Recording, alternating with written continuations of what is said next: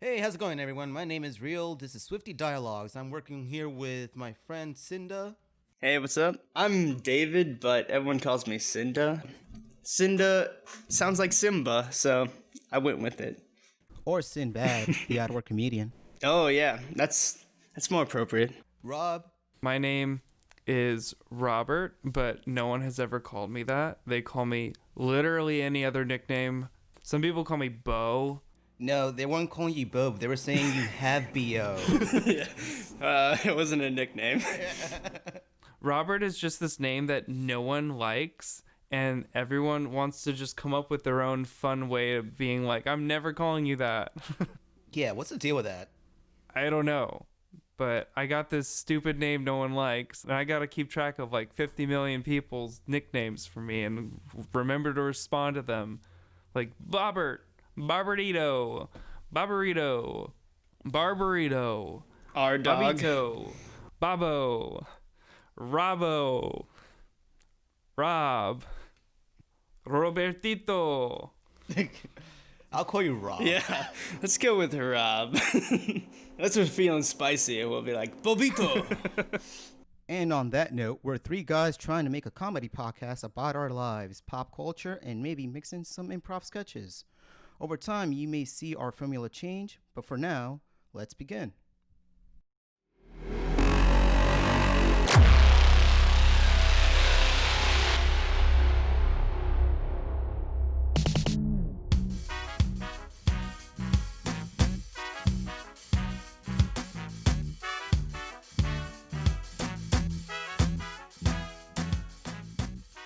So, who's ready to get the clap?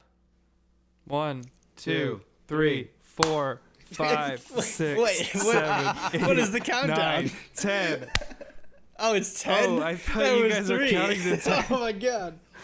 Why would we count to just 3? 10's an even number. It's Yeah, at that point, you're just underachieving. God damn it. You're right. I'm not even mad. You just have a valid point. Man, you just started Cinda and already you're underachieving. I missed it, dude. All right. get with this clap game. Oh, dude. I should have learned it in first grade, but it just never sunk in. You learned about the clap in the first grade? Yeah, I had a fucked up childhood, man.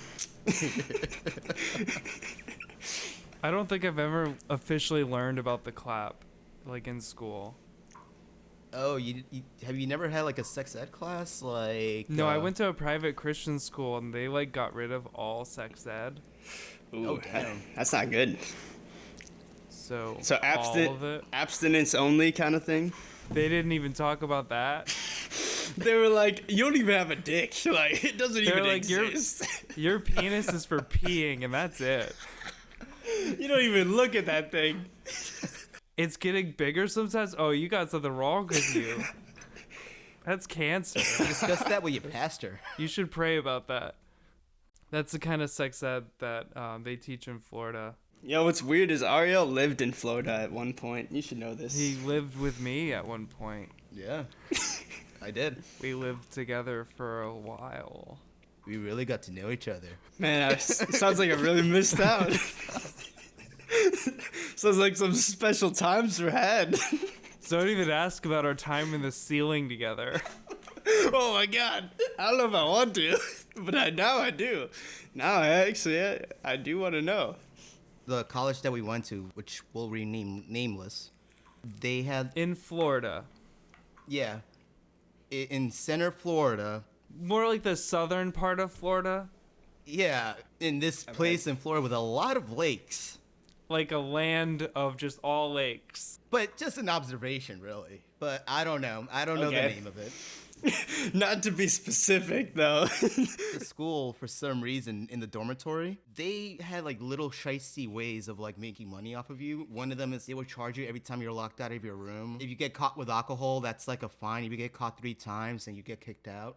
So, you know, there were a lot of times where like, hey, let's not get the RAs involved. So what we used to do in those dorms was like kick open the vents, and then you could crawl up there. We'd fucking James Bond style, like army on our hands and knees, crawl across the ceiling to get Wait. from one room to the next. Oh, what the fuck? I thought those vents were really small though. I didn't think a human could fit through like a normal vent. It's not like an air vent. It's more like Like a ceiling tile. yeah. Oh, it's like fucking in classrooms they have that panel ceiling. Oh, Yeah. Like an 8th grade art class ceiling tile you could just pop up and move aside. yep. Oh, damn. I remember one time during it was either like a fall break or a spring break. I didn't have really anywhere to go. I wanted to like just stay in the college, but they also charge you for that, and I didn't have the money for that at the time. So I'm like, what if when the RAs go around and do their checks, what if I just go into the ceiling, wait up there while they do their checks? Yeah.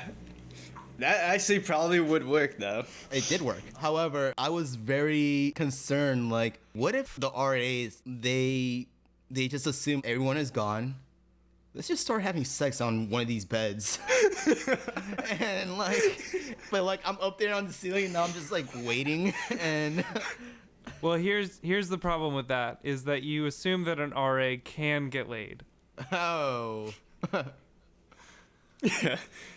Yes. There's a reason why they're an RA. They choose money over a social life. They really want to bust people for weed. I don't get it. Is that one of the ways of abstinence they taught you in your high school? Become an RA?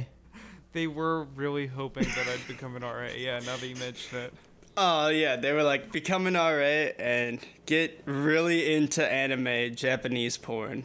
People love that. Especially when you talk about it a lot. Hey, take it easy. There's a subtle art to what is called hentai.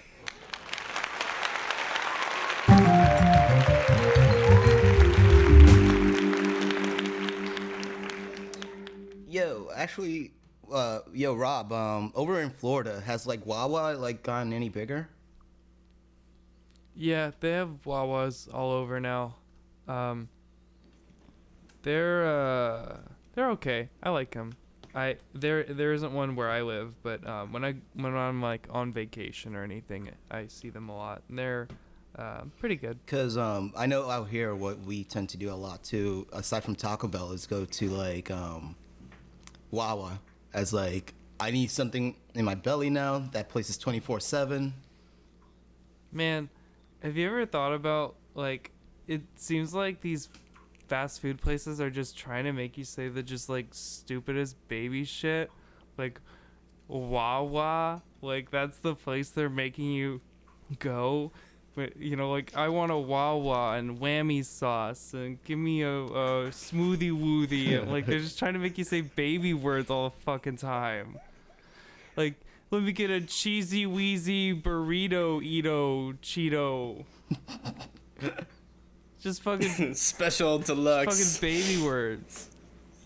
They know you're still gonna say it though. That's the fucked Could I up get part. a cheesy They're like, wheezy quesarito with some extra sauce, please? All right. I want to go to Wawa. and people are gonna say that with confidence and just. Oh, you're a big boy. Did someone forget their Aw. money? Everyone just babies you once you get in the store. They're like, oh, come over here. Use this touchscreen computer. What do you want from Wawa? Oh, so that's why it says Fisher Price on like the fucking touchpads. I think you're right. Like, even if they did that, it's like they know we'll still say it because like what really proved that was Arby's with their horsey sauce. I forgot about that. No, it's horseradish. Why I do we always say felt horsey? so odd, like saying that because it's like Horsey sauce, please. Extra horsey. Excuse me. You did not have my horsey sauce? yeah, but I think every time I've ordered it, it's like in a very like nervous way. Like, can I have a little horsey sauce? You know who's really bad is like the like Hooters or those restaurants where it's like all like sexual stuff and and you're saying it to like a server who's like got her tits out at you. I'm like, could I have the triple D maximum upcharged, kind of whatever. Served it wet and all. And I haven't been to Hooters since since I lived in Florida actually. But is that where you went for your first date? That's where we met his wife, actually. we went there the other day for this going away party. It was literally the only place that was open. It was so uncomfortable. Yeah, their food is food, all right. That's as much as I can say about Hooters. So get this, Hooters was my grandmother's favorite restaurant for her entire adult life. That is so uncomfortable. Man. Because of the food. What? Yes. She's like, nothing else. May she rest in peace. Don't take your family to Hooters. Just side note. Official disclaimer, we do not endorse Hooters. I mean, I like the chicken, but no, I went with my family one time when I was a kid, and I didn't realize it till years later that the reason why we went was totally because my dad wanted to go, and That's pretty brave of him to do that when he's with with your mom. yeah, I know. My mom was right there, and she was probably looking at it like, this fucking asshole. Long story short, they are divorced now, but they're way happier. So, I mean, that's actually a true story, but... Oh.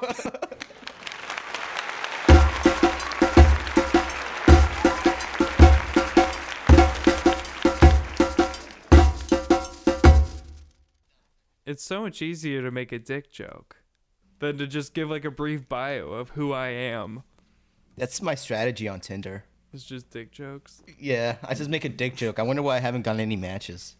One time I put up a bio that I was trying to start a anti-Nazi pop punk band, and I had all this just bullshit fake nonsense about my motives to start this anti-Nazi all-female pop punk band. I was the manager, and I actually got a lot of people responding. Oh my god.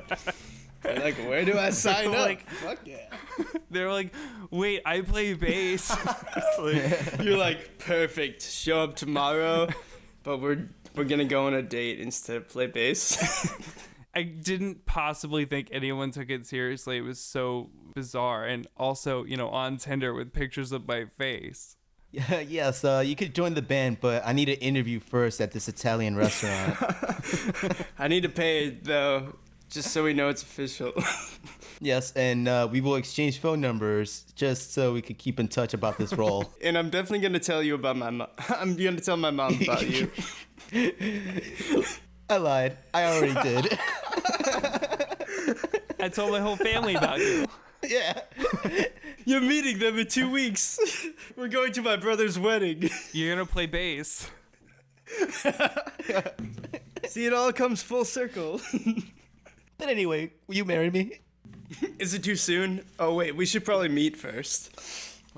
Oh no. I did it again. I done did it again. Oh. Gotta stop creating those fake punk rock bands. If there's a PSA, that's one right there. Do not claim that you're creating a fake anti-Nazi punk band. No. Because all that's going to invite is you proposing too early to a possible match. And then it's just not fun for anyone. You're just lying about yourself. And that's just the first step. Then after that, you just end up in a ditch. And that's not good. Or you get your dick cut To off. say the Yeah. to say the least, that's very not good. Being in a ditch is, I would say, not fun. I would much rather Yeah. not be in a ditch. From experience, never. We are unanimous in the anti-ditch language. Not even once, Say no to ditch. I like that. Yeah. One ditch is one too many. Because they're pretty addicting. Not gonna lie. Ditches? Yep. You know what they say, ditches get stitches. Ditches ain't shit but hoes and tricks. Yeah, I like that. That's ditching. See, that's a positive, Maybe if you like ditches, you'd say, oh, that's ditching. I mean, there's nothing wrong with ditch, right? Nah. Sometimes you try to ditch people. Or you ring the doorbell at someone's house and then you just fucking ditch. Oh, dude, the rush from that. That's in person fucking with someone. That's like the original trolling before the internet was just ding dong ditching people. Have you ever been in a bar and ditched someone? All the time. Yeah. Oh, dude. Oh, yeah. Oh, yeah, dude. Where you're like, I gotta go to the bathroom, but really you're just about to throw up. You're super hammered, and you're like, I can't do one more shot, and you're like, I need to go to the bathroom. Yes, and you Santa. bounce. Yeah. I don't know from experience. We're all pro ditch here, right? We're all pro ditch. We take it back. Ditches, not so bad. Well, it's all dependent on how you look at it. Yeah, I like that. No matter how deep a ditch is, a side of it is always gonna be facing up. What? I thought a ditch was like a valley in the side of the road. It's like a hole. Oh yeah, wait, one sec. I just have to go to the baño. One sec. He's ditching us because he's pro ditch. Yeah, he just admitted to going to the bathroom, and that's how he ditches people. Like, Let's ditch him too. Let's just not be here when he comes back.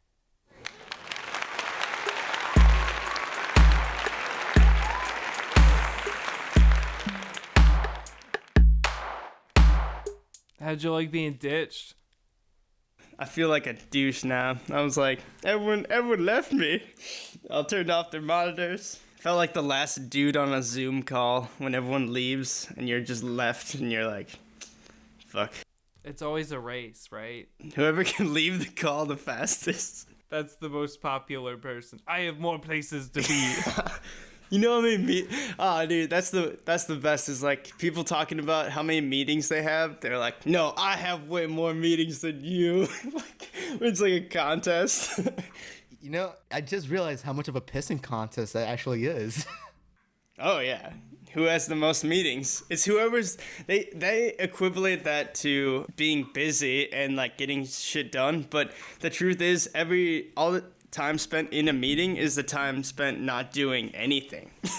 Usually, you're not working in a meeting, you're just talking about what the work is that is going to get done. But there's this like attitude about meetings that like, oh, it's a meeting of the minds. We're going to be discussing ideas and philosophizing about how to improve things around here. We're going to be solving the problems in this meeting. Nothing can take me away from this meeting. It's more important than your bullshit work, or my bullshit work. Yeah, it's a exactly. fucking meeting. Yeah. And I have it now. And I can't talk to you. Man, this is some megalomaniac that you're fucking portraying here. I have all the power. I have all the meetings at the palm of my hands. I have to go to a meeting. I can't talk to you. I'm in a meeting. Yeah, that's how it's like in the academic world too. Oh, really? Yeah, they talk about it like they hate it, but they're like, so like, I have a meeting I have to get to. Like, so like proud and noble to have a meeting. Yeah. Like, I'm meeting with such and such person who's in a higher position than me for 10 minutes. In the academic world? Mm-hmm. Like professors meeting with higher up professors. It's like, it's academics, not a fucking corporate. Yeah, but they're all trying to climb that ladder too, man. Yeah. What ladder is there to climb there? Like, if they're all I'm legitimately wondering. There's like adjuncts, there's associates, there's full-time, there's tenured, there's deans, there's administrators above deans that I forget the names of, there's presidents of colleges and presidents of universities and CEOs and... I misunderstood. I thought you meant like let's say I don't know, one department, and then all the professors, like let's say they all have PhDs. They're already all in the top, and they're all like fighting each other and like doing all this stuff to like climb. Like, what ladder? You guys already at the top of what you trying to do? No, there's a top to that top. Yeah, professors could become deans. So you could become a dean from a professor. So there is like a rank you could. So if you have a meeting with a dean as a professor, that's like a big deal. And they're like, Professor's actually the bottom of the totem pole. No, shit. You thought they were the top? Fucking idiot. That's crazy. So you work really hard on your PhD, become a professor, and you're just at the bottom at the fucking totem pole. it's the administrators. They have all the money. They got all that tuition money. Actually, it's the football coach who's at the very, very top, depending on what school you're at. And then it's like the president of the entire university. Yeah. I was gonna say Florida State coach. I'm pretty sure he's not at the bottom of the totem pole. No, he's like top tier, depending on how the team's doing. And then there's the president, and then there's the deans of universities and administrators and professors and adjuncts and TAs And RAs. RAs get paid too. and RAs below the TAs. Yeah. They're the lowest at the low. RAs are well below TAs. The untouchables, as we call them.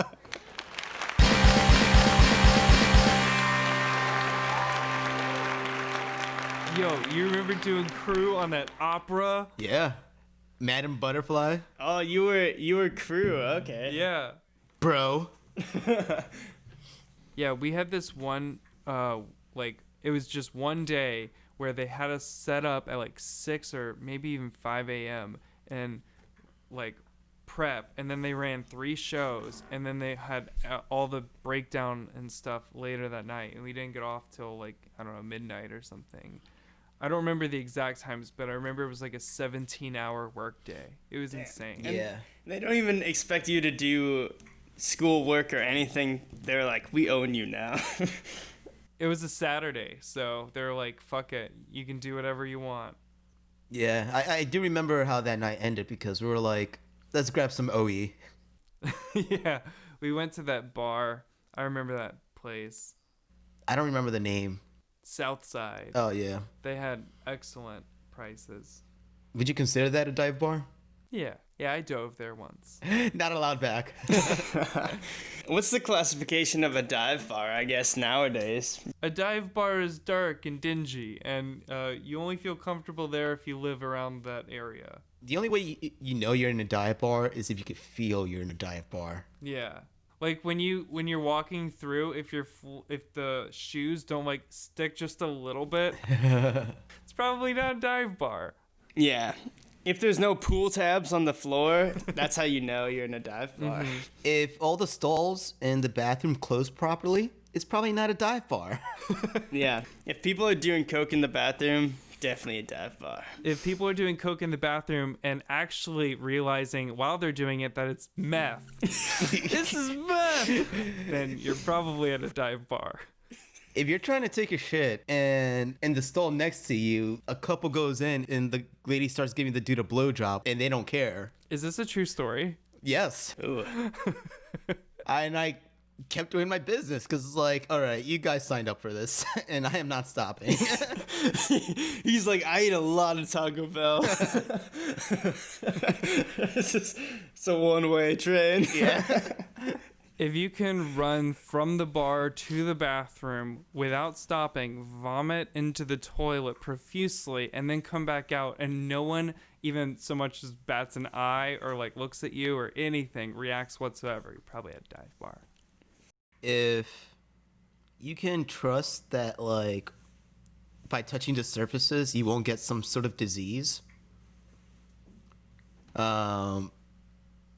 it's probably not a dive bar. Probably not a dive bar. That's messing the joke up real. Yeah. We're making you're probably at a dive bar jokes. I did struggle there. You had to kill it. You had to kill it.